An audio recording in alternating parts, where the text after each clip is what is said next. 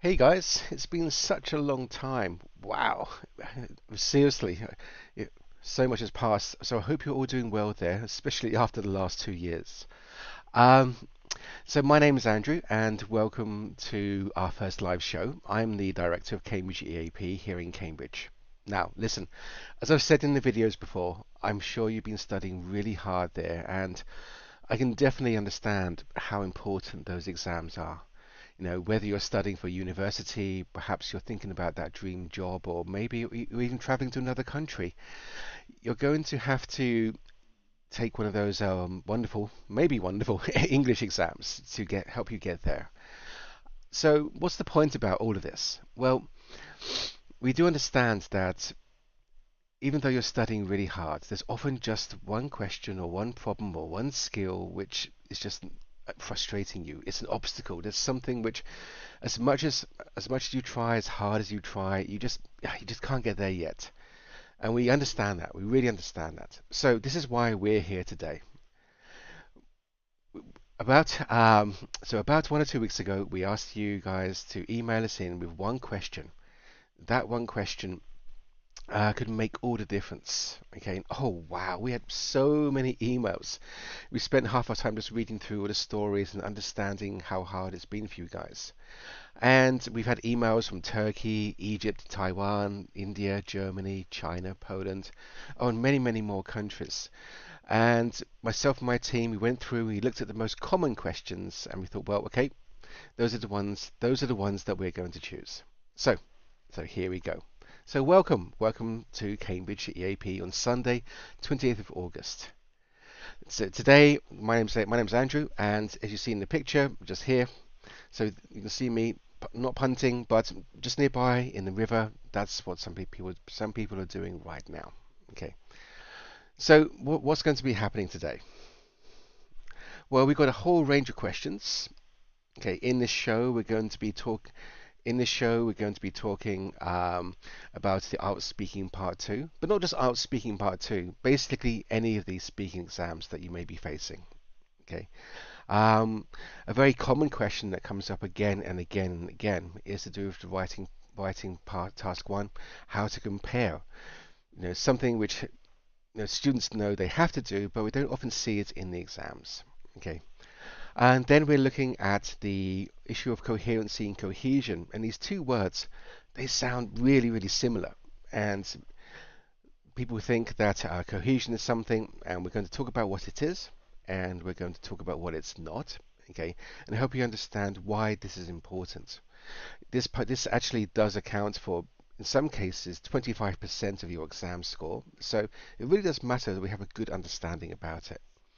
And lastly, for those who are ready to start at university here in the UK, many of them will be starting next month in just a few days' time, and some people will be starting also in October.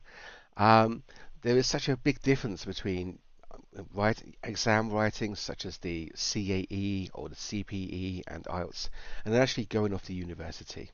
There is quite a difference between the two things, and we're hopefully going to get you in a nice space, in a comfortable space, so that you can actually get ready for this. Okay. And today we're featuring questions from four people. One came from Brazil, one from Germany, one from India, and one from China. Okay, so if you want to be featured in the show next time, then email that question in. The email address is at the top of the screen. You can see just there, over here. That's it. It's the email address.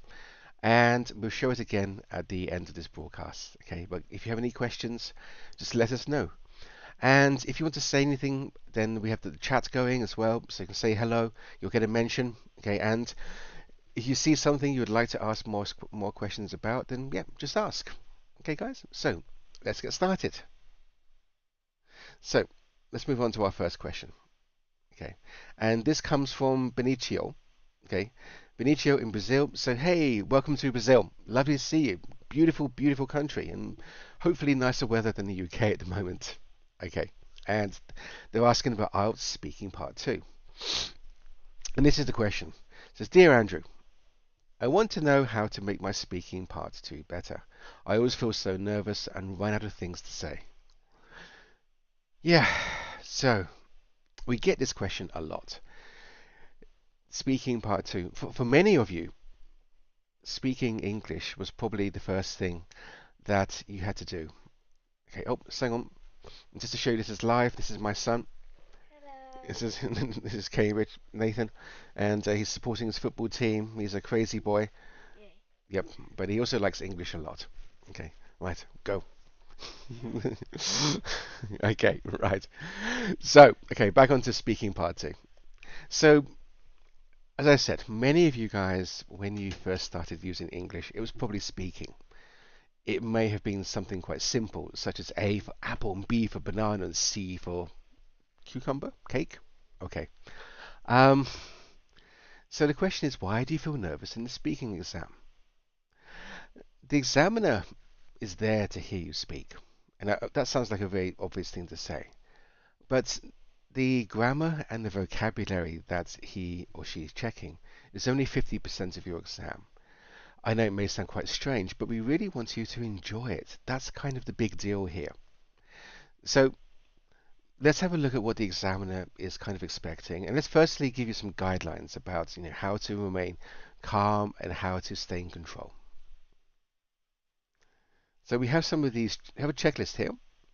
And the first thing that we want to know is that when you're presented with your speaking part two in IELTS, we need to make sure that you answer the four questions directly. And we will see some examples in a moment. Those four questions are almost like the start of four body paragraphs, very short paragraphs where you're explaining something. But as this is the academic version of the exam, being direct is really, really important. Okay, we know that you have many things to say, but in the academic exam, just like in university, being direct shows that you understand. Okay. The first thing is that we have to make sure that when you answer the question, that you are not just answering that question, but you're actually saying something about it. Okay. And this is where the exam gets a bit more challenging. One of the rules which many people know, especially those students we've had in the past know, is this. And it says that if you say it, explain it. And this, we call this development. This is also good communication. So when you're answering these questions, say something and then say something more about, what it is. Okay. Talking talking for at least 60 seconds. Yes, this matters a lot. The examiner wants to hear your speaking. It wants to hear all your vocabulary, your nouns, your verbs, your adjectives, your adverbs. Those things matter. Okay, so we call this development, and when we develop an answer, we add some detail to it. You don't have to say very much. I promise you, absolutely promise you, this is not a knowledge test. Okay, but if you don't say enough, then we don't know that you know it. So say a bit more. So the next thing is about fluent. Fluency is important because this is not about speaking quickly, and this is not about speaking slowly. This is really about speaking comfortably. And if some people find that when they're very nervous and they're speaking too quickly, they hesitate a lot. We hear lots of the ers and the ums. And okay, this is normal. We often do this in our speaking. Just it's like I'm doing it sometimes just now. If we hear it between every sentence or many times in a sentence, and it doesn't sound so natural. So we advise the people to stop, take a deep breath, and then keep on talking. Okay. If you can do this, then you can be organized. So organization is actually very important. We have those questions. Again, we will look at those in a moment. If we can be organized, then it means that it's easier to understand and we feel like we're more in control. Okay. How correct is their language? This one is maybe a bit more difficult. This means that we don't say things like gonna, wanna, kinda. Be careful about saying things like really cool and really, really exciting. Now, this really isn't academic English. So if you want some help with this, you can watch our other videos. You can see many examples of the language we're using. Okay. So next thing is the variety of their vocabulary. Variety matters. Often we are talking, maybe the speaking part two is about your favorite teacher, or maybe a present you received, or maybe like my son, "Hi Nathan," or my daughter, "Hey Katie." They would talk about, something in Minecraft, or their favorite unicorn, and they would say unicorn, blah blah blah blah, unicorn, blah blah blah, unicorn, many many many times. But repeating the same word, especially if the topic is about that same word, then it's not so good. So we want some variety in the language. And in the grammar structure, we expect to hear things like the present perfect tense, the present perfect simple, okay, the simple continuous, maybe the past tense. The grammar structure matters a lot, okay? And if we're using the right grammar structure at the right time, it does tend to sound more natural. The last one is actually really important, and that's maybe what Benicio's question is about, because they get nervous. When we get nervous, it can affect our pronunciation. So, these are the key things this is a good checklist which we should keep in mind when we're doing our speaking part 2. Although this is in IELTS, this could be the same as in our CAE exam, our CPE exam, or maybe you're thinking about those presentations that you're doing at university in a few weeks' time.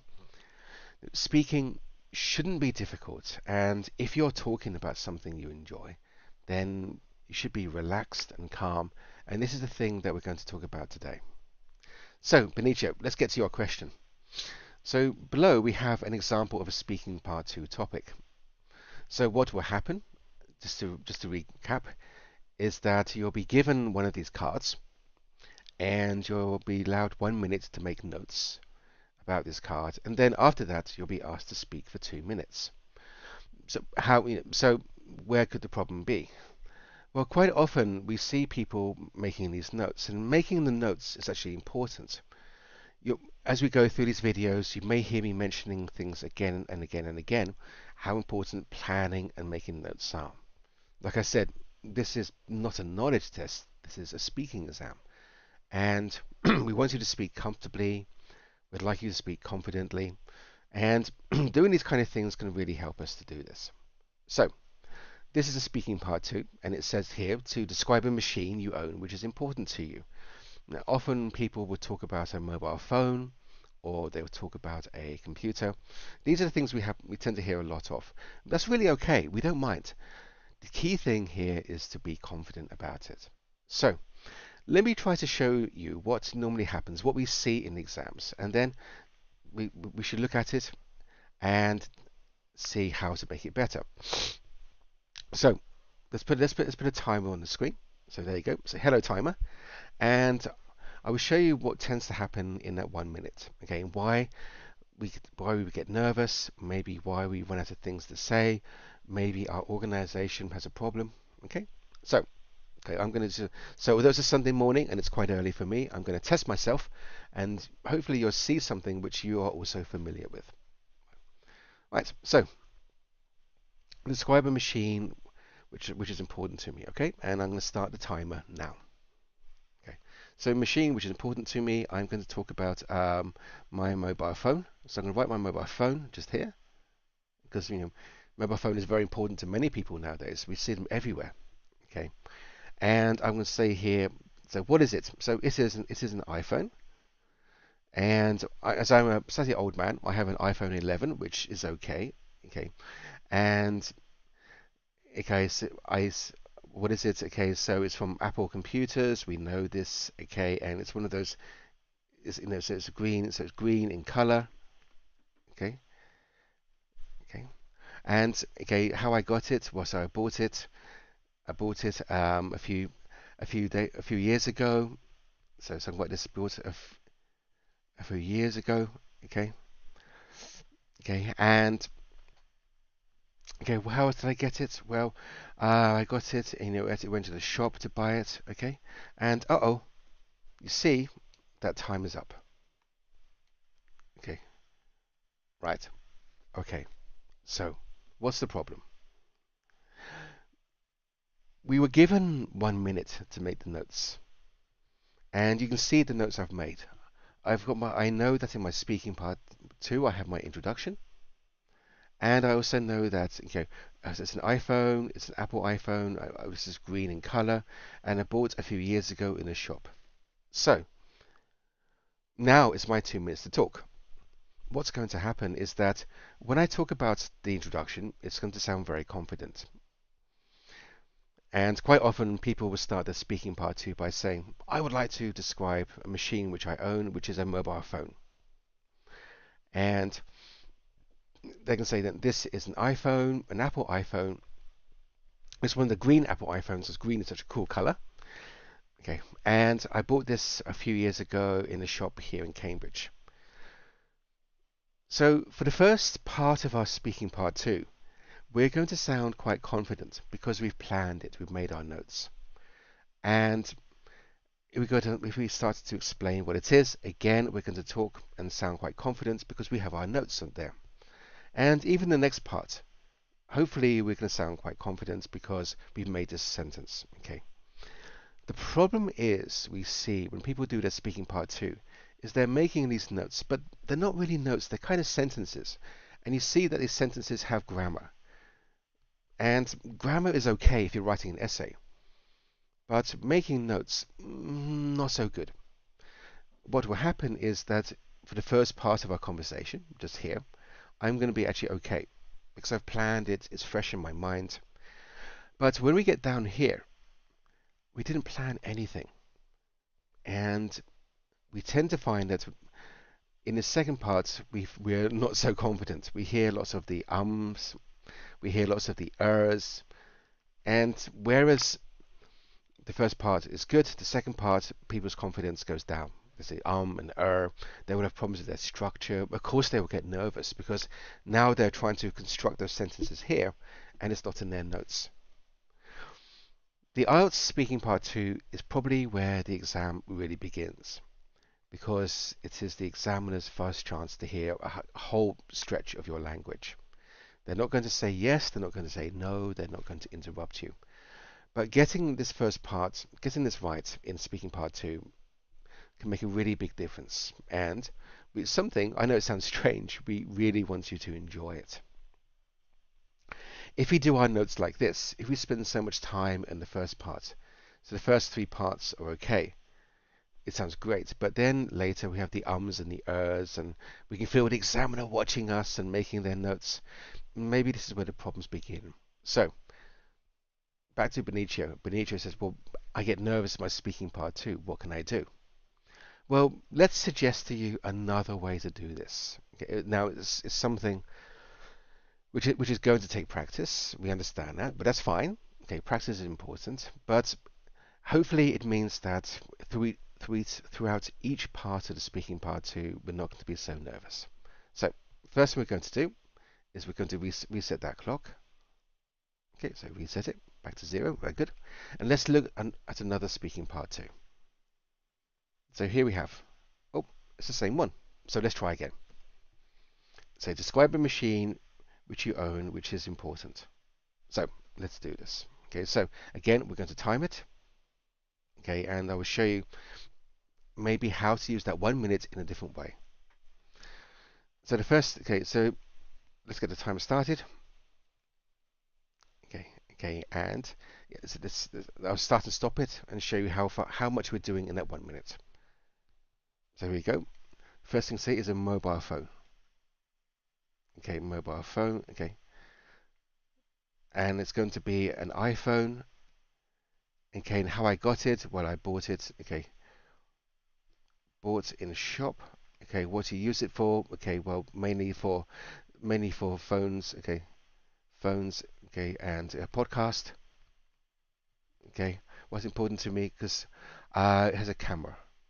Okay, and now I'm going to stop.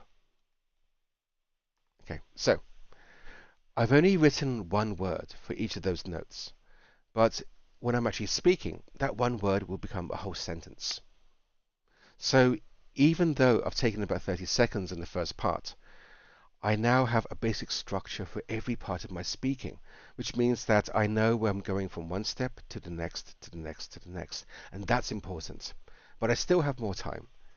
So I'm going to change,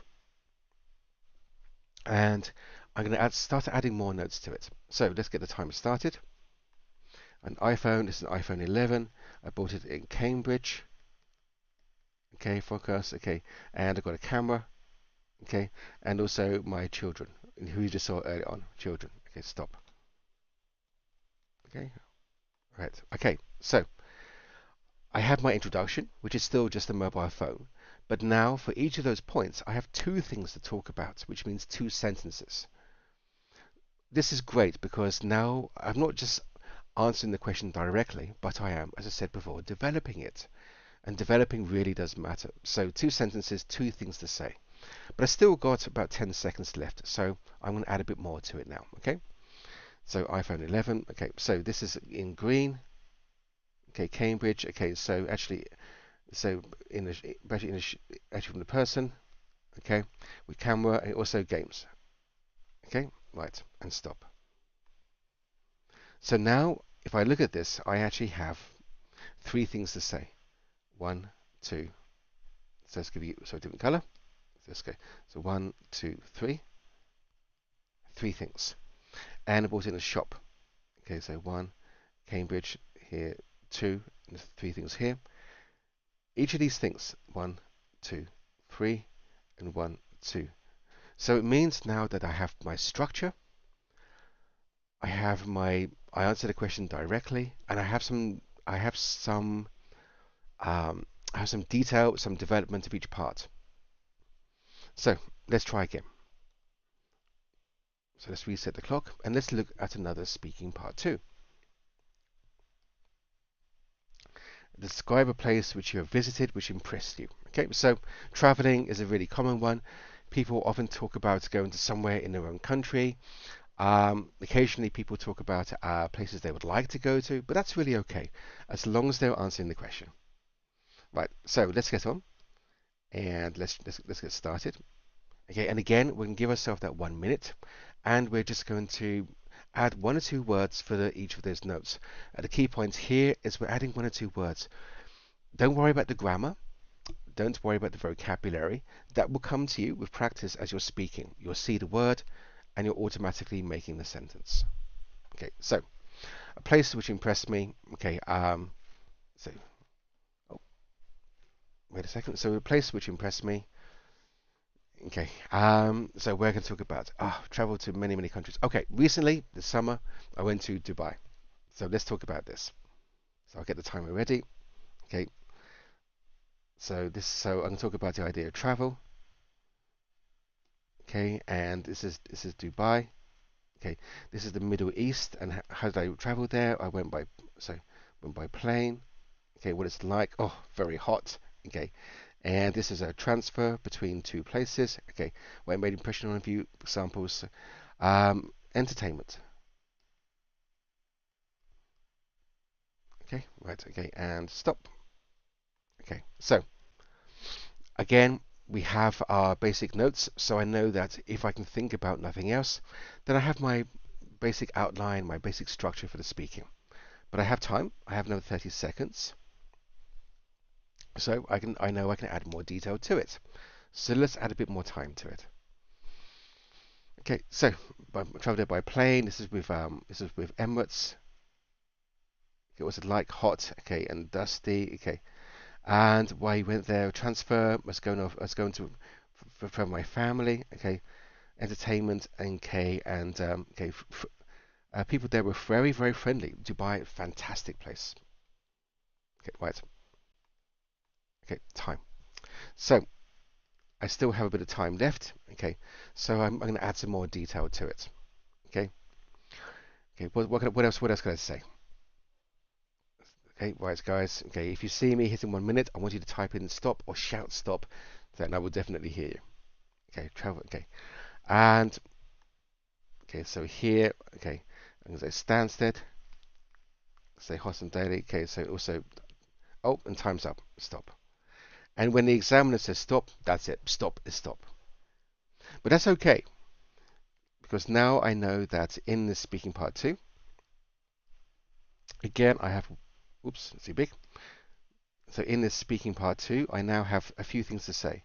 That's my first sentence. That's my second. This is my third, and it says the word Stansted. This is my first sentence. It's hot and it's dusty. The second sentence. And why I went there? Well, I was transferring from one country to another, and I was with my family. Okay, and then here, 1 thing and 2 things. So the idea is that in that 1 minute you have, which goes really quickly, as you saw, we will get our basic structure organized, and then we can actually go on and talk about add detail if we have time. So we add it. So first thing to say 1, 2, 3, 4. Then we add something again 1, 2, 3, 4, and next thing again 1, 2, 3, 4. And each of these points we have is actually becomes a sentence. So Benicio, I do understand how you feel in the speaking part too. It can be quite difficult. But if you can get a basic structure, then that means that you, as you're talking about the first thing, you know you're already thinking about what's for the second thing and getting that ready. And when you're talking about the second thing, you know what's happening. The third thing is coming up. Okay, and this is something I'd like you to practice. The speaking part too, you can talk about anything within the topic, a card, of course. But the key thing here is that you just enjoy it. Okay, so if that helps, let me know, and I look forward to hearing about your speaking part 2 soon. Okay, so well done. Right, okay, so we move from speaking part 2 to something which I know a lot of you are struggling with. Okay, and that's with your writing. So nobody likes writing, but if you're doing something like the IELTS test, then we know that there's going to be a lot of writing in your future. So we have a question here from, who is it from? And this is Karolina here in Germany. And she's asking about IELTS tests. Now, an IELTS test is really common. If you're coming to the UK for university, if you're looking to migrate to another country, you'll do the IELTS test, very common. Yes, there are other exams, but IELTS seems to be the preferred one. So we're going to focus on that today. So, what does she ask? Okay, it says, hi Andrew. I think about my writing about the charts is okay, but I don't know how to include comparisons. Can you help as I can't get my structure right? Help! Okay, so writing task 1. Writing task 1 is part of the IELTS exam, and they suggest to you that you should do it in about 20 minutes. I know it sounds very crazy, but actually 20 minutes can be a long time. It really depends how much you practiced and also what you understand about writing task 1. First thing we should do is look at the instructions. And it says that just here. Let's get my pen ready. It says, first things first, as I said, you have about 20 minutes to spend on that task. 20 minutes for roughly 150 words. Well, if we actually work this out, in theory, we could actually do 150 words in 10 minutes. 10 minutes, not 20. Let's show you. So if we have 150 words in 10 minutes, and let's say that's 15 words in 1 minute. And that means, okay, how many? Okay, so that's 1 word in 4 seconds. So 1 word in 4 seconds is actually quite slow. So the question is, well, where do we lose time? How does this happen? Often because we are thinking as we're writing. We maybe not practice where to see the features. We can see things, but we're not sure how to write about it. We can lose time in many locations. Well, the purpose of writing task 1 is an important skill actually at university. Whether you're doing English or mathematics or engineering or science or anything like this, business studies is very common at university. You have to learn to be objective. Objective means that we are writing without any kind of opinion. So, this is why we have the writing task 1. The writing task 1, it tells us to summarize the information. So let's highlight some of these things. Summarize the information, which means that we are talking only about the main points. We don't have to write everything. A lot of students, when they do their writing task 1, they feel they have to include all this information, but they don't have to. You can choose the key things. And what key things? Well, the instructions actually say, selecting and reporting the main features. So the main features means things you think are important. And in our writing, we have to communicate what it is we've chosen and also why it is we've chosen. But this also goes back to writing task 1 in general. Because we are reporting, we're being objective. So quite often we see words like interesting, or we see something like obviously. These are things that we should try not to use in our writing. Okay, interesting is an opinion, and obviously is also an opinion. So try not to use those words. Okay, back to the instructions. So we are choosing and reporting the main features, not everything. We don't have to choose everything in our writing task 1. Remember, it's 150 words. It's not actually very much. And although we can do it in 10 minutes, that's one word every 4 seconds, they give you 20 minutes, double the time to get this done. But what Karolina is asking about is this last point, making comparisons where relevant. Making comparisons is really very important, but often we don't see them actually in the writing task 1. And let's explain to you why. So to do that, we're going to actually have a look at a writing task 1. And I will show you the kind of thing we normally see. So this is an example of a writing task 1. Make it bigger. There you go, guys. And it says here, the diagram below shows information about the quarterly revenue of several technology companies from 2004 to 2006. Now this is a line chart. We often see these line charts. Okay, here we're talking about how much money a company is earning, and we're measuring a company in billions, and it's in dollars. So we should make a note of that. So billions of dollars. Okay, and we have time from Q1 to Q4, and Q here in this one means the word quarter, and 004 it means here 2004. So we have the first quarter. So the first quarter of 2004, and Q4 here. So again, it's a quarter. It's the fourth quarter of 2006. Okay, so we understand this. We can see in here that we have some increases. So this is Windows, and the money they earn is increasing. And we see Google in red, the money they earn is increasing. And we see here iPod. iPod's doing something very strange. It's going up and down, up and down. So what examiners often see is this kind of thing. So they were talking. The first thing that somebody would talk about is Windows. Okay, and the example sentence, and I will type it for you. So the example sentence is something like this.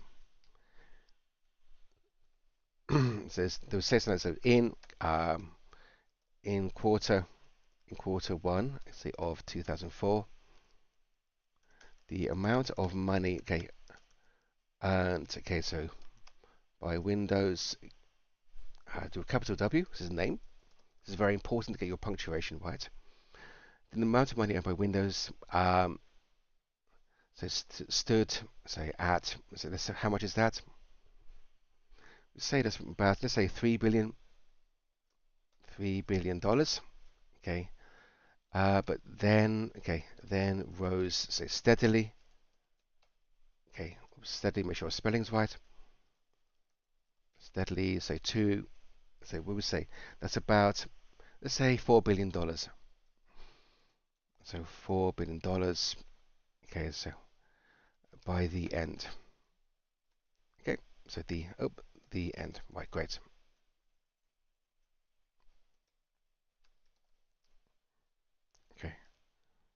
Okay, so we see this kind of sentence a lot. Now the sentence is really good. We have clearly the person writing understands. We know where it started in the first quarter of 2004, and we know we have this word rose steadily, and we have 4 billion by the end. Okay, so it's great English. There's no problems with the English here. Okay, the grammar's okay, it's appropriate. And then somebody will write something like this, and it's saying, okay, let's go for Google. Okay, so they say on the other hand, okay, let's say the amount of revenue earned. Okay, so by Google. Yep, so Google Google. Okay, so increased, okay, dramatically. Okay, say from, okay, what is that? It's about, it's very low. So say um, just under 1 billion. Okay, to, okay, almost, okay, 4 billion. Okay, so 4 billion. Okay, okay, so at the same time. Okay, great. So, is this good writing? Yes, it is. It is good writing. If we have a look at what the person has written, they say that the amount of money earned by Windows, which is nice, so that's good. That's the topic. The topic and the vocabulary is great. Okay, we rose steadily, which is nice. So we have here we have a verb plus an adverb. Okay, and so it's good. We have capital letters on W, and so the punctuation is okay. We can write, okay, we can write billion like this. Okay, but if you notice, we have a mistake here. So we should be using the dollar sign. Okay, so with the dollar sign there, the dollar sign there, and BN means billion, which is okay. Okay, and we see then the examiner goes to see here the amount of revenue earned by Google. Okay, again the topic and the vocabulary is okay. Again we have increased dramatically, which means again we have our verb and our adverb. Okay, this is okay. Okay, we have just under to almost. We have these words here. Now, examiners, they love to see this. This is approximating language. And it's really okay to use it. We don't want you to be exact. We don't want to say it's like, this is like so 0.25 billion or 3.99 billion. If you say just under to almost, it's fantastic. We'd love to see this. Okay. So the candidate is going to be very happy with this because the grammar is okay. They found things, they write about things. But the examiner is going to say, not bad, but not good. The problem we have with these examples is that the candidate is actually just describing. We have increased dramatically. And we also have here rose steadily. This is nice, but if we go back to the instructions, they would say make comparisons where relevant. So what about English? English, if we're just describing these things in English, so we have our descriptive language. From the examiner's point of view, this is only 50% of what you can do. We ask you to make comparisons, so we want you to use this. We have comparisons, and we have superlatives. Okay, and this is the other 50% of the language. Okay, so we have descriptive language and comparative language. Okay, if the candidate only shows this, they're only going to receive half the score because they're only showing this thing. Remember, whether it's writing task 1 or writing task 2 for IELTS or the part 1 or the part 2 for the CAE or the other Cambridge exams, the examiner can only give you a score for what you show. So, if you show it, great, you can get a score for it. If you don't show it, then we don't know that you can do it. And if we don't know that you can do it, then how can we give you a score for it? So it's really important. Often, the comparative and the superlatives is missing. Okay, so even though we're writing something and the grammar's okay, the vocabulary is okay, we understand the topic, we understand what's happening in the chart, it may be the case that the score is not as good as it could be. So, Karolina, this is what Karolina is saying. She can find things to write about in writing task 1, but how about the comparisons? How do we compare these two things? Well, let's have a look. Let's try another way to do it. Okay, so we have here another writing task 1. Okay, and you can see here. So guys, you see that? Great. So this is a writing task 1. Again, it tells us we should spend 20 minutes, about 20 minutes on the task. If the more you practice writing task 1, the faster you'll become. and that means you can spend more time in writing task 2. But the same thing is true in the CAE exam or the CPE exam.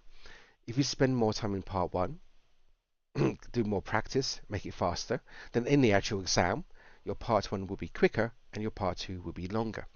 And this matters because part 1 has a score, but part 2 has more of the score. So look at this table.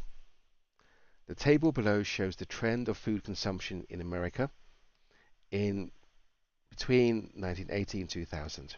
And again, we have our instructions. Now, the instructions for writing task 1, they never change. We're told to summarize the information. We have to select and report the main features. And lastly, make comparisons where relevant. So we have to make sure we do these 3 things.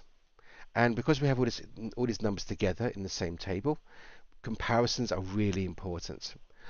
I haven't seen many writing task 1s with data and numbers where you can't make comparisons. But if you think there is one, email it to me and let me have a look at it, and we'll try and feature it in a future show. So let's look at this table. So we know that we have time, and as we have time here, we have increases and decreases. Okay, and if we look at the top, we have red meat, poultry, fruits, veggies, milk, soft drinks, and alcohol. So the first thing that we should do is actually this. I'll put a line in here. This is a mistake that people make quite often. They understand the topic, but they have to be careful about the units. And here in this writing task 1, we can see that the units, okay, this is pounds and this is gallons. The pounds is usually measured for something solid, and gallons, this is measured liquid. Now, because these units are different, we can't compare them. We can't say that milk was less than veggies, or we can't say that veggies changed more than soft drinks, because they're separate things. In this particular example of writing task 1, what we can say is that this is food and this is drink. Great. So as we have time, as I said, 1980 to 2000, we're talking about change. Now, in writing task 1, if we talk about change, then we can have 3 kinds. We can have an increase, we can have a decrease, and we can have no change. So if we look at the food, we can see that over time, so let's go red meat, this decreased, poultry, this increased, fruits, this let's make it easy for you to understand. Okay, so red meat, so red meat's decreased, poultry increased, fruits increased, and veggies also increased. So we have 3 increases here, and increases actually, that's the trend. Let us take 2 of them. So I'm going to take this one and this one here. Now, as you've seen, if we just describe something, we can say, if we wanted to, that poultry increased, so increased slowly.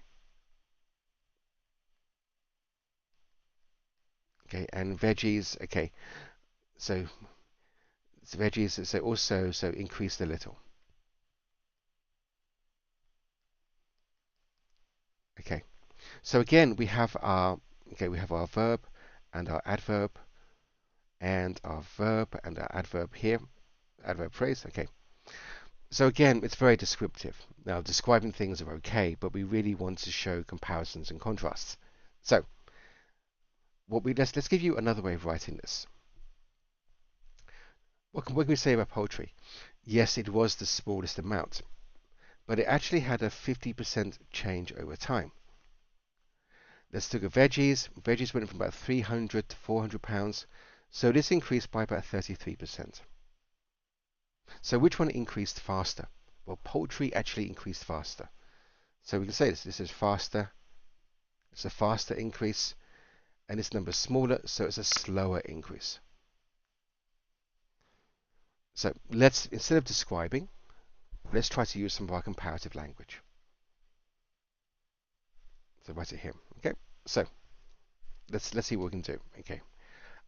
So let's put in a word like despite, which is a lovely linking phrase. Okay, despite. Okay. Despite poultry. Okay, so representing so it's a small amount, a small amount because we have our £41 at the beginning compared to £387. So our comparison is really nice and it feels very comfortable to put it in there. Small amount, okay. So it increased, okay, at a faster rate. Okay, this is the kind of sentence we'd love to see in the IELTS exam.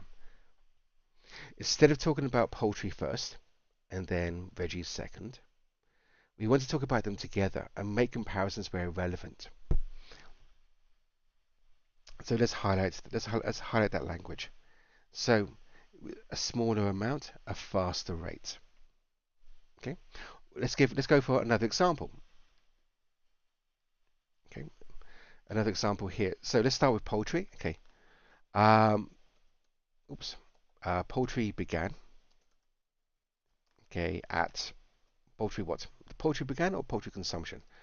Poultry consumption began. Okay, at say 41 £41. Okay, so in 1980, but then rose quickly to 67 £67. Okay, say by 2000.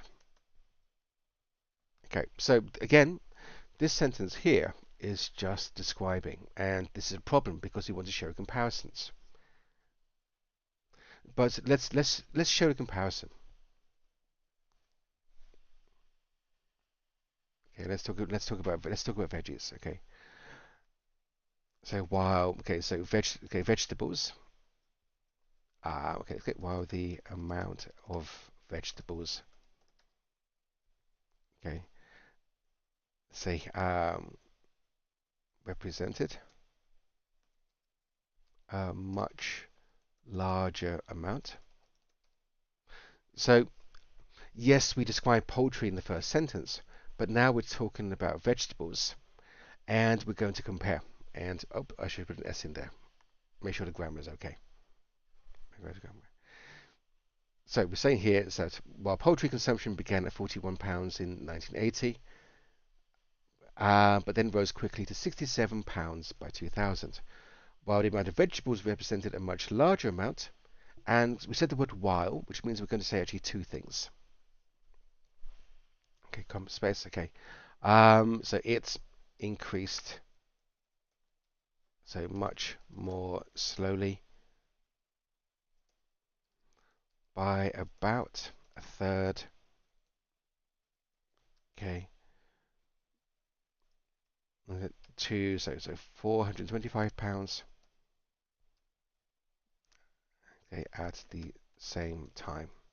Okay, great. So let's look at these two sentences. They're both really good. Okay, and the examiner is going to be really happy to see both of them. Okay, the first sentence is quite simple, but we do have this comparison language, smaller and faster.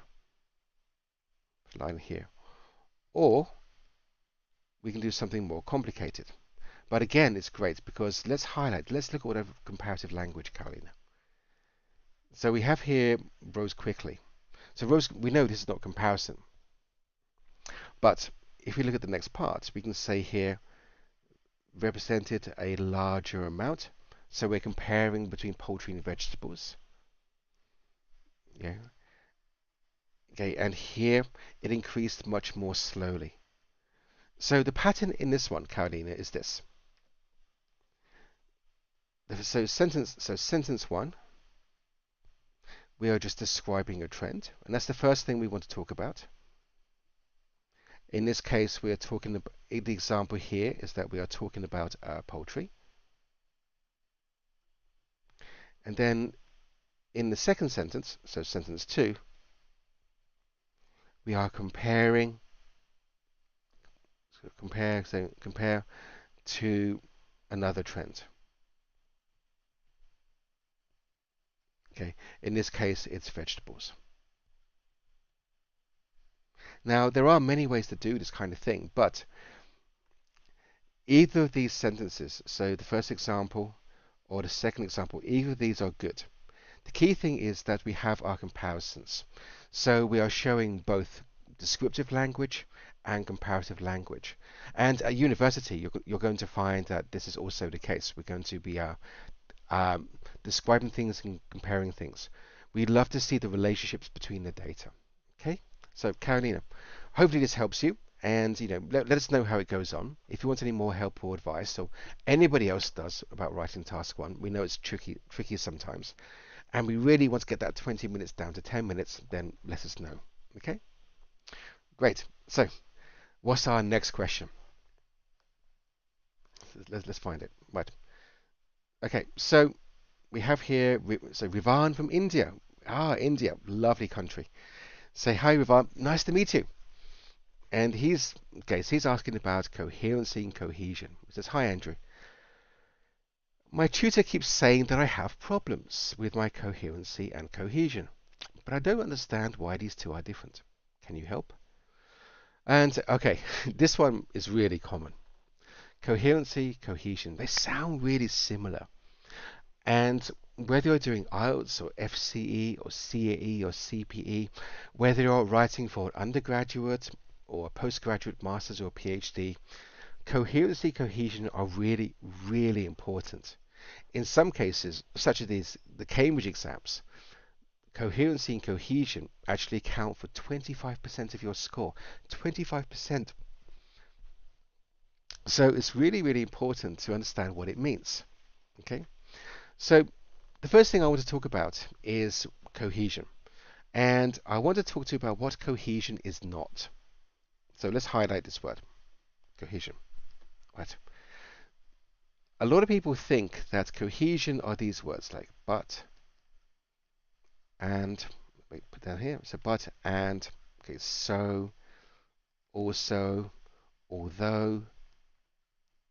Okay, these words are not cohesion.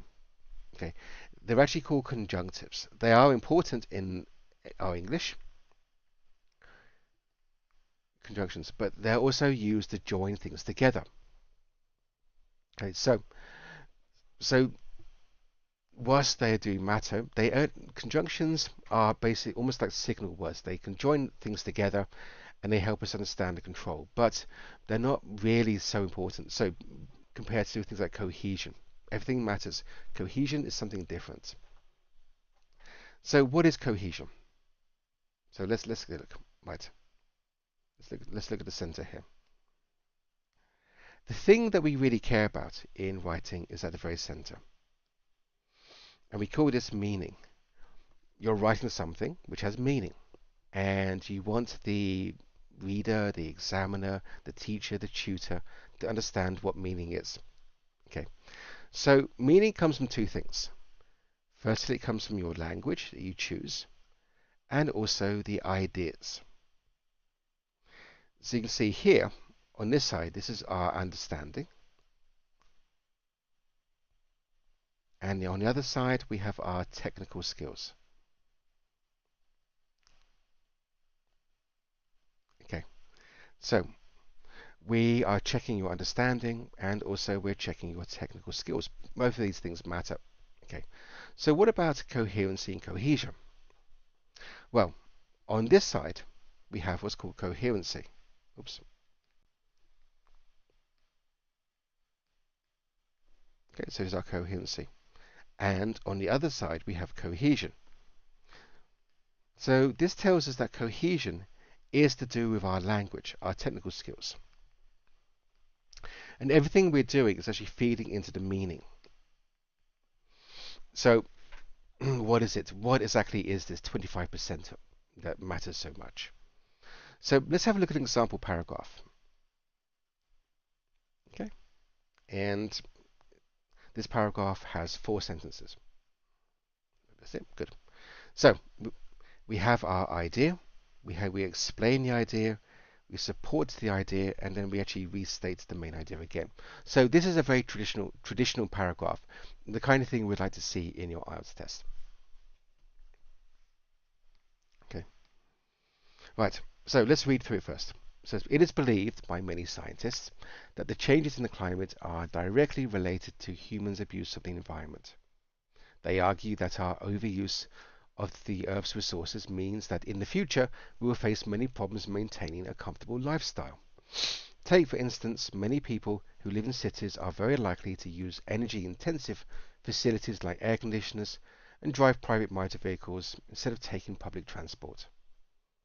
From the point of view of many people, keeping cars out of cities would make them a better place to live in, which is true. Here in Cambridge, for example, everybody who lives in Cambridge uses a bicycle. We often know people are visiting Cambridge because they use a car. There's so much traffic everywhere. Okay, so what about coherency and cohesion? So let's look at coherency first. Now, coherency is the logic, and when it comes to coherency, we say that okay, one paragraph has one idea. So that is one paragraph, one idea. The idea could be anything, but we want to make sure that in the paragraph, everything we're writing is about the same idea. So let's highlight this for you.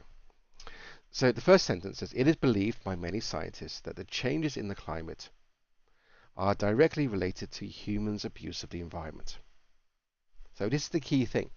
This is the thing that we'd like to see in every paragraph. Second sentence, they argue that our overuse of the Earth's resources, and you can see here that this and this are the same thing. This is the general comment in the first sentence, and this is our detail in the second sentence, but they are related to each other. They argue that, okay, our overuse of the Earth's resources means that in the future we will face many problems maintaining a comfortable lifestyle. Okay, so we can see already in the second sentence we have a problem, and the problem is this. Oops. The problem is this one here, because this comfortable lifestyle, this is not in the first sentence. So there's a danger, if we're not careful, of actually adding new ideas, new information. Let's see what happens next. So take, for instance, many people who live in cities are likely to use energy-intensive facilities like air conditioners and drive private motor vehicles. Okay. We can see that this and this, oh dear, too big. We can see that this and this are the same. Again, this is our general, and this is our detail. And yes, they are related to each other, but there's nothing about a comfortable lifestyle or air conditioners or motor vehicles in the first sentence. But whatever, what else is happening in this sentence? Okay. So instead of taking public transport, well, it's true. Private motor vehicles are not good. Public transport is better. It's supposed to be more environmentally friendly. But it's green because, again, it's a new idea. Taking public transport was never in the first sentence. From the point of view of many people, keeping cars out of cities would make them comfortable places, would make them better to live in. So, public transport, keeping cars out of cities, again the same. This is general, and this is our detail, and this one here is new. So, coherency. One paragraph, okay, one idea.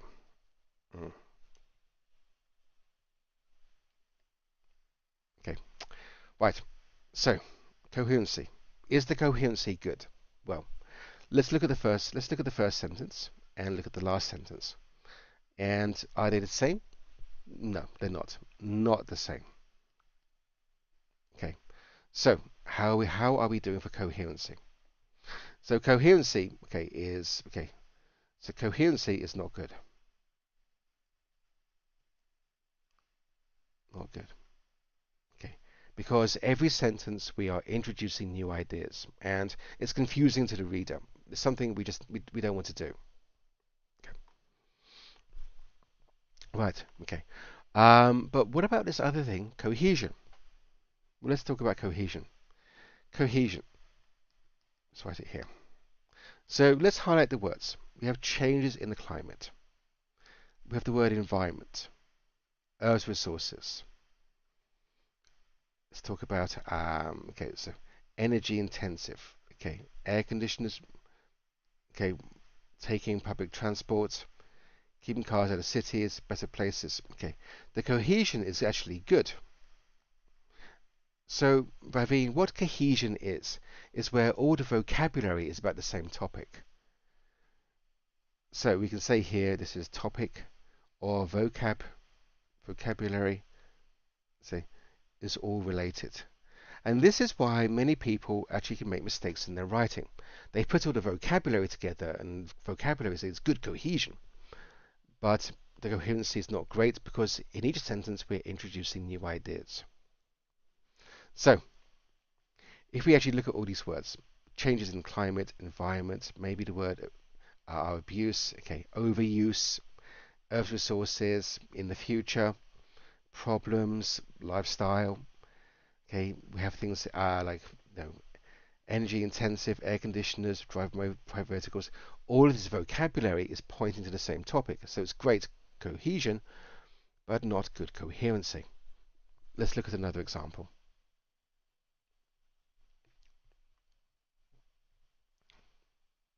So, example number 2, here, is believed by many scientists that the changes in the climate are directly related to humans' abuse of the environment. We've seen it before. It's the same starting sentence as number 1. They argue that our overuse of the Earth's resources, coupled with increased levels of pollution, have altered the weather patterns in many areas of the world. Take, for example, some African regions no longer receiving their life-giving monsoons, while others are devastated by storms. From the point of view of many authorities, the causes and effects can be very clearly defined, and humans are the culprits. So, let's quickly go through let's check coherency first.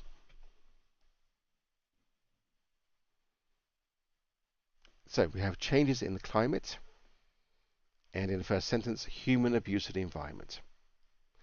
So let's go for this. Overuse of the Earth's resources. This is the human abuse. We have here increased levels of pollution. They have altered the weather patterns in many areas of the world. So it seems okay so far. So the first sentence and the second sentence are saying pretty much the same idea. Some African regions no longer receiving their life-giving monsoons. Others devastated by storms. So yes, it's all related. From the point of view of many authorities, the causes and effects. So we're talking here about the effects. What about humans? Okay, so the causes and humans are the culprits. So in this paragraph, we now only have one idea. So one paragraph, one idea. So is it a good paragraph? Well, let me know in the chat if you think so. So now we have good coherency.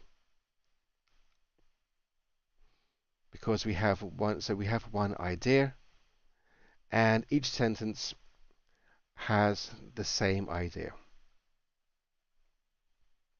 Okay, great. The smiley face. I'm happy about that. What about cohesion? So let's check our cohesion.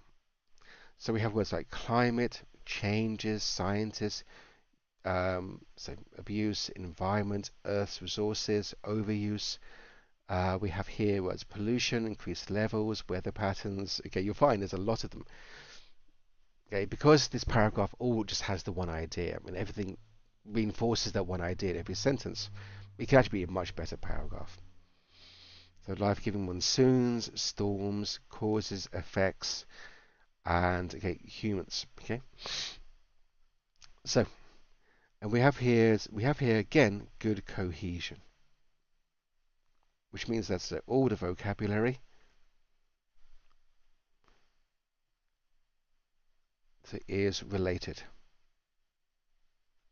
Okay. So coherency and cohesion. As we said, coherency. If we go back now to where we started here, to understand. So coherency is the idea. Coherency is the idea, and each paragraph has one idea.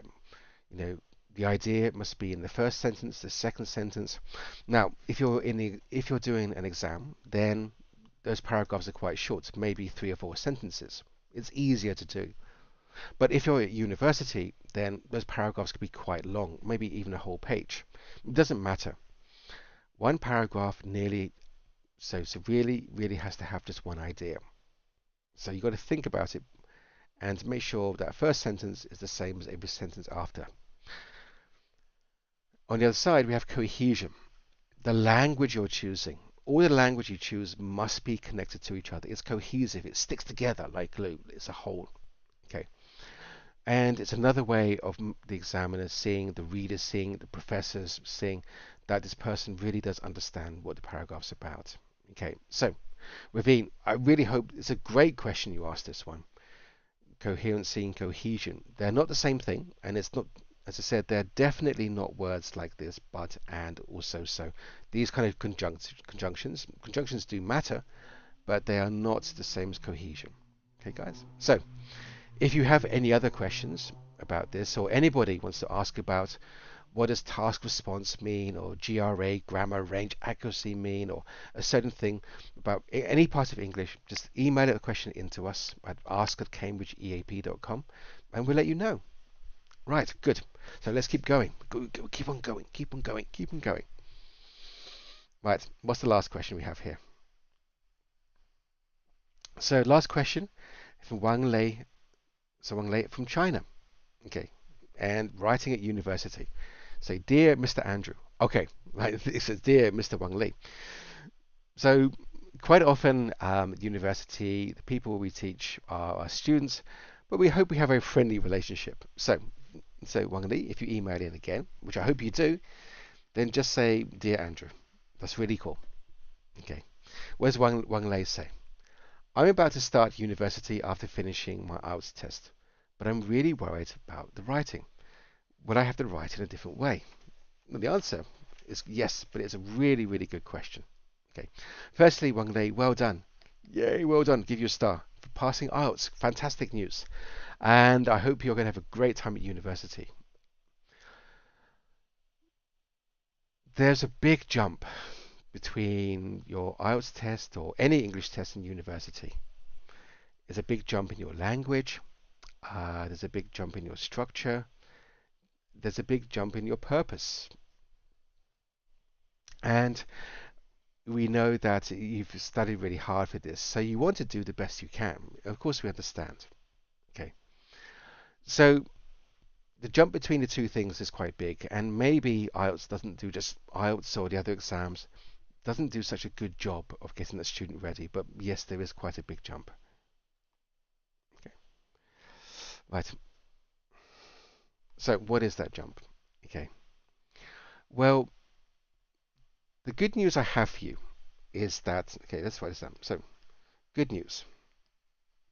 At university, you're going to have much more time to do your writing.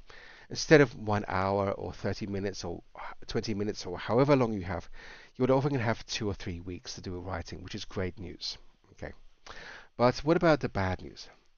In your writing, there is some bad news. Is that your teacher, your professor, whoever they are, your professor is going to be an expert of a topic.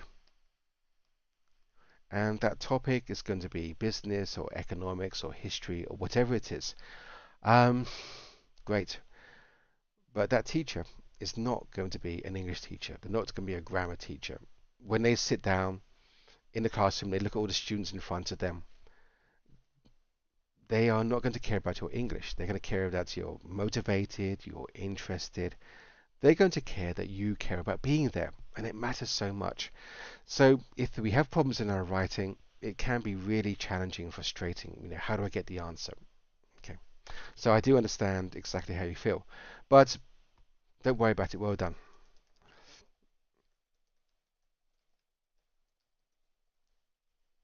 Okay, right. So let's look at this. Okay. So in your test, you would have done a question like this. Okay. It says schools do not teach the skills that students require once they leave school to establish a career. Only subjects applicable to the workplace should be taught at school. To what extent do you agree or disagree with this opinion? So this is a really common IELTS writing question. Okay, it's essentially, say, agree or disagree, and these questions will happen a lot. Roughly 70% of the exam, of all exams, will be agree disagree questions. Okay, and below, while we have the question, we have somebody's answer. This is their introduction. Okay, so let's read the introduction to you first. School subjects are varied and cover a number of areas such as science, humanities, and the arts. However, much of what is learned is useless once children leave school, while many other important skills are not taught at all. I believe that schools should only teach subjects and skills that will be beneficial once students enter the workforce and adult life. And this is a lovely, great introduction. The features we note about this introduction is that it has 3 sentences. And this will matter in a moment, as I will explain. We have our first sentence, our second sentence, and our third sentence. Okay. When we're doing an exam like IELTS or CAE or GRE or GMAT or whatever it is, introductions have to be quite short and quite focused. Okay. But they also have to be very structured. This kind of introduction we call a pyramid introduction.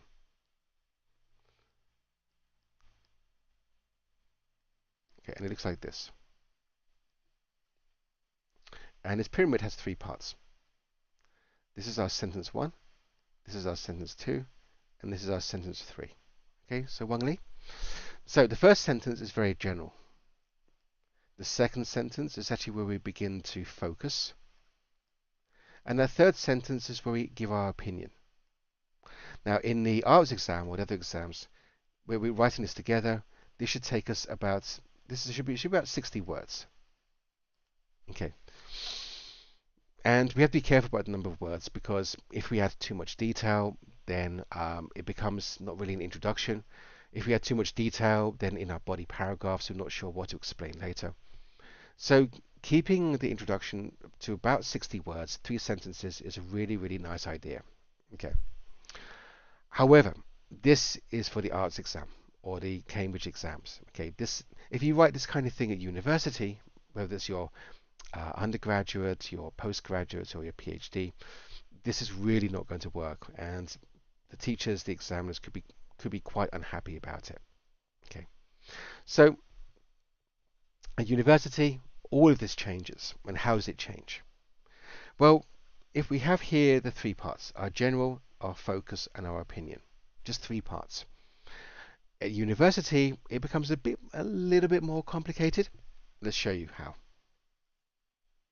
So this is an introduction at university. It's possible at university for an introduction to have 9 parts. The challenge that you're going to face and the practice you need to do is to decide when we're going to use those parts. Okay, well, let's go through those parts first. We could maybe gain the reader's interest by offering an opening statement. Now, this is almost the same as sentence 1 in our IELTS. And with B, give background and context by moving from the general idea, to the particular. That means we're focusing, we're adding detail. And this is something like sentence 2. And if we go down to skip to G, this we state the overall purpose and aims of the text. This is our sentence 3. So these are the 3 sentences you've seen before in the IELTS or the other exams, but we have many, many others. For example, C, we provide a rationale for researching and writing the text. A rationale means basically, why are we writing it? Now, and we can't say that at university, oh, I'm writing it because my teacher told me. That's not really a good idea.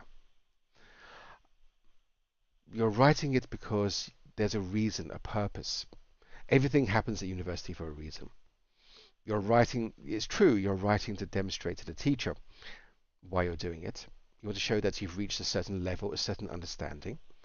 but at the same time, you're writing for a particular purpose. This text, we're doing this research because we want to understand something, or we're writing this report because we want to learn more about. But there's always a rationale. Also, D, we define any core terms. This is not a test, but if I were in my academic writing to talk about the word technology, there's a chance that maybe my understanding of the word technology is different to your understanding of the word technology. Perhaps you're thinking about technology as computers,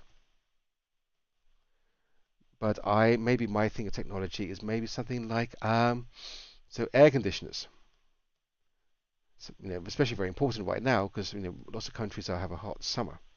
Okay, so in our introductions, we need to give our definitions to make sure that everybody understands that when I use a word, I mean this by the word. But at university, this matters. Giving definitions is very, very common. Okay, right. Present evidence and citations. You would never, ever do this in your IELTS. Evidence and citations, these would be in the body paragraphs. But at university, we may want to do this in our introduction. It depends how long this introduction is, but it's really quite important. Next one, state limitations, okay, to previous research or to the current text. Okay, so at university, you're going to talk about what you're going to research. But also at university, you may talk about things you're not going to do. Maybe because your essay is limited to just 1,000 words, and I promise you guys, 1,000 words is very short. Or maybe we could say that we can look at this area, or maybe we're going to research something that's new, and because it's new, we don't have much information about it. That would be a limitation. G, as we spoke about, which is our thesis statement, our sentence 3, we would talk about how the whole text is organized. What are we going to write about first? What are we going to write about second and third? This matters a lot, but again, in the Cambridge exams, the IELTS exams, we wouldn't do this. And indicates the conclusion of a text. It's possible. We may talk about the conclusion in our introduction. So at the university, all of these things are important. Okay, but the things we expect to see the most of in a university introduction is this one: B, okay, C, G, and H. Those 4 things are essential. Those 4 things really do matter. You need to make sure that every introduction that you write at university has those 4 things. We give the background, we provide a rationale, we state the purpose, and also its organization. So those 4 things really do matter. The other things here, let's highlight those in another color. Go for green. So A, D, E, F, and I. Those things are optional. You don't need to include those in your introduction. The choice is yours. So you can already see that a exam introduction has 3 parts, but a university introduction could have 9 parts to it. But like I said before, the good news is that you're not going to do this in a test. You'll have often 2 or 3 weeks to write about it, and as you do more research, you may change your introduction. It's always a good idea to see present examples, to go to the library, look for examples of other people's writing and see how they do it, because it gives you some idea.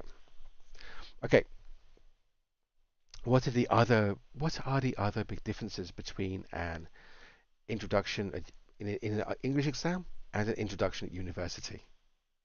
Well, let's look at a question. Okay, we have one just here. Now, this is a normal question at university. So, this is focused on psychology because I love psychology, but it could be anything you want. So, many people apparently behave in an altruistic or selfless way. For example, by offering help or money to someone they do not know. What are the main motivating factors for such selfless human behavior? So, you can see that this is not really agree or disagree. But often the writing you do at university is focused on your opinion. So we would call this a discursive essay. Your discursive or the word discussion. Basically, you're looking at the idea from various points of view. Okay. Now below, you can see that we have our introduction. Now, introductions for university tend to be about 10%. So if your essay is about 1,000 words, then your introduction is about 100 words. If your essay is 3,000 words, then maybe about 300 words. This is only a guideline, but it's a very good guideline. And you're soon going to realize that just 10%, to put a good introduction together in just 10% is really difficult. It's quite a challenge. Okay, so this is why you have that time, that 2 or 3 weeks for each assignment to really get it right. Okay. Here we have an introduction, and you can see that this introduction is already quite a bit longer. And let's read through it first. It says, it has been long recognized that human behavior does not always have to be focused towards the gain of the individual and their circle of family and friends. Many people behave in altruistic ways that seem to help unknown people for no obvious reason, for example by giving money to distant charities. Altruism may be defined as helping behavior that is motivated by a selfish concern for the welfare of another person. This phenomenon has been studied from a number of perspectives. The work of Reuter, Franzel, Walter, Marquette, and Montag approaches this issue from a genetic perspective, identifying the neurotransmitter dopamine as a key factor affecting human altruism. Other research adopts an evolutionary perspective, investigating group selection as an explanation for altruism.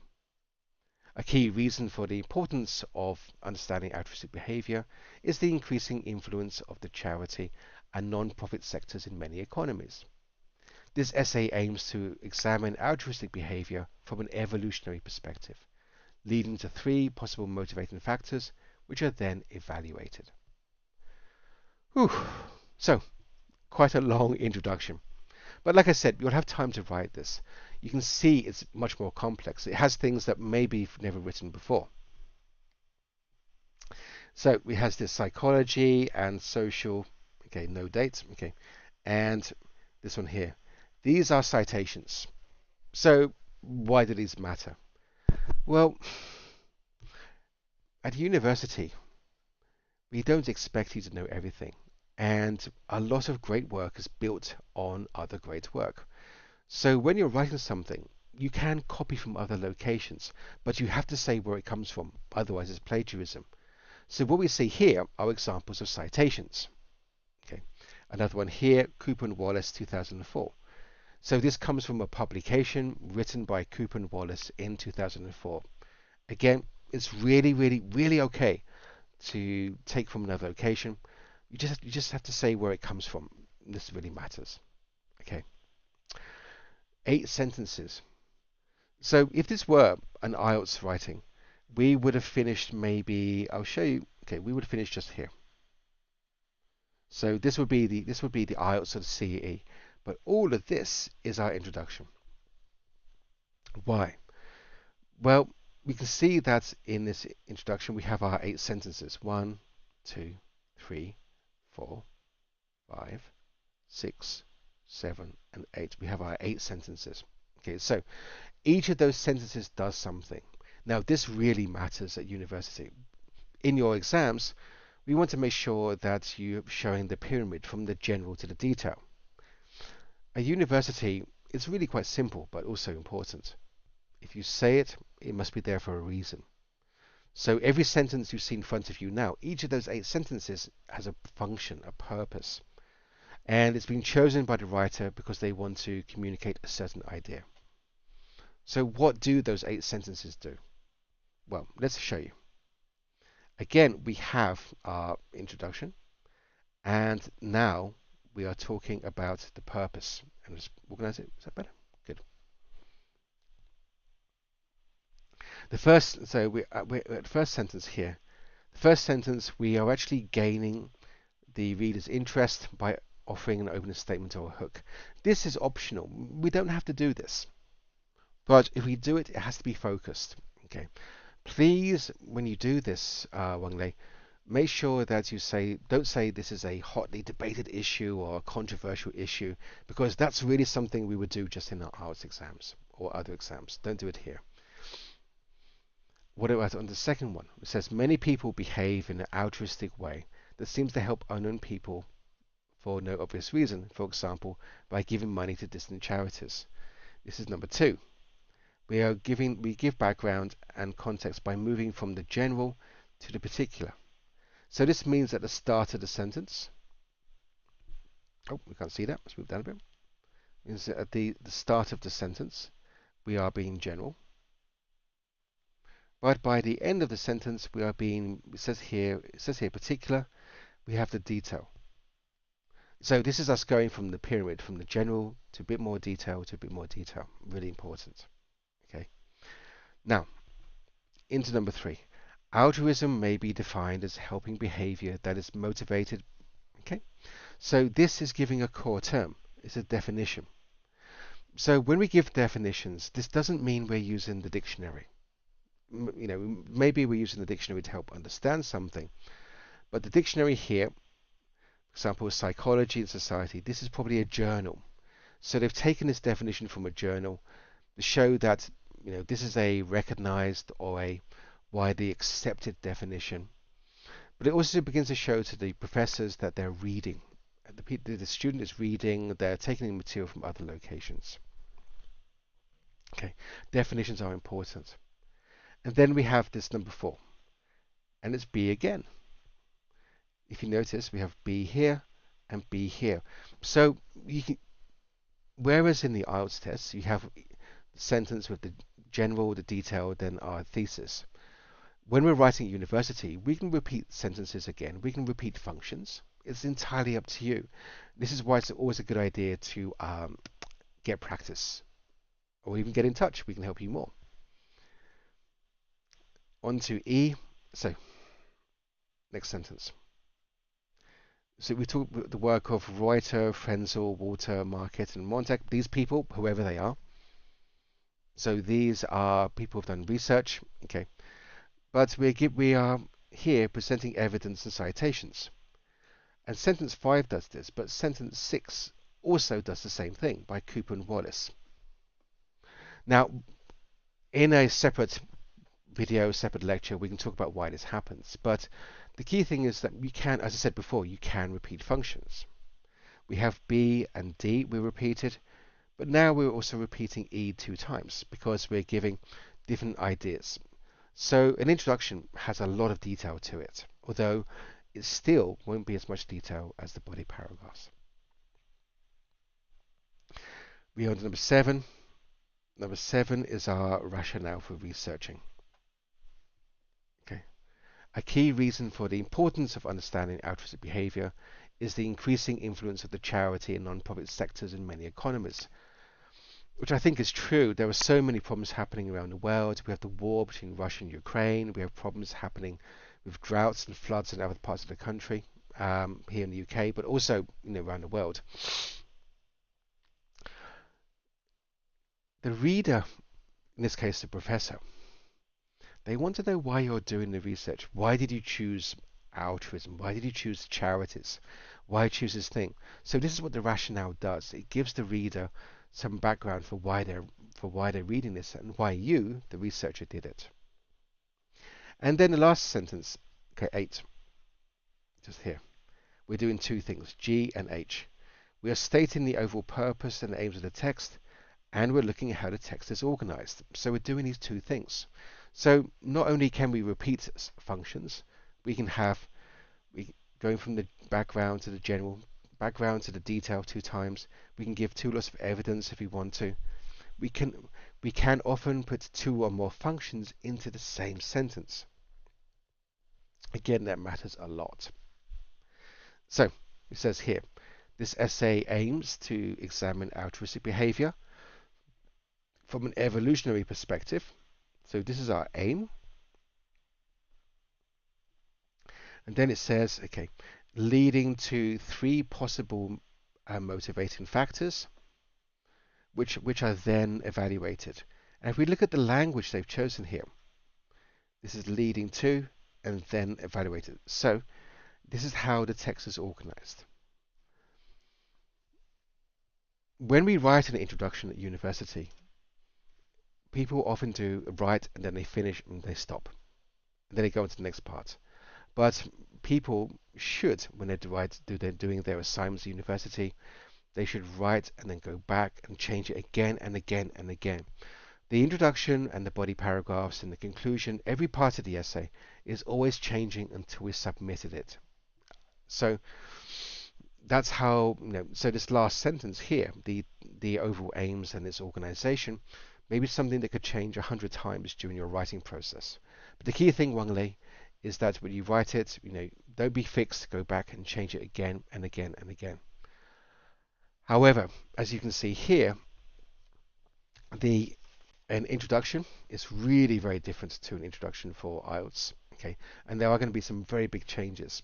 You still got a few days. I'm not sure whether you're starting your undergraduate or your postgraduate, but you still have a bit of time left. So it's really important to get some practice in and know how it happens. How do we do the writing tasks? Having this knowledge of how to do the writing, the steps involved is really, really, really important. Okay, as I said before, IELTS is about here, or CAE is about here, and university is up there somewhere.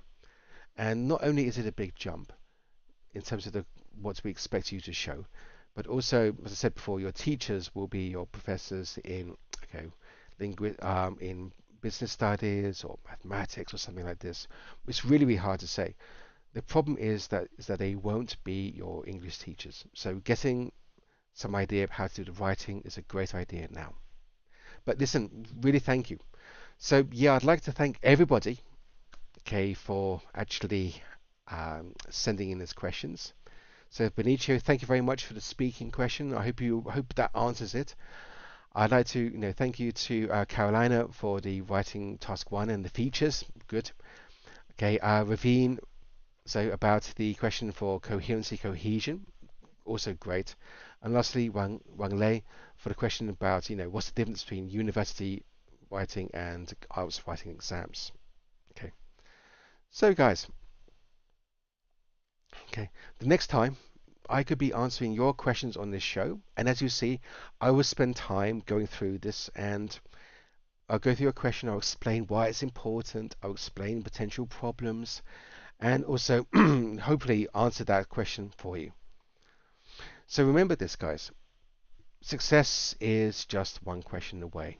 And if you do have that question, please, please, please send it to us at ask@cambridgeeap.com. The next time will be on September the 11th, which is a Sunday at 9 a.m. GMT. Thank you to everybody who's sent those questions in. They were really important, and we may answer some of those in the future as well. Remember, next time, guys, it could be your question we're answering. So thank you very much, guys, and I wish you the best of luck. Keep studying really hard, and yeah, good luck, guys. Really, well done.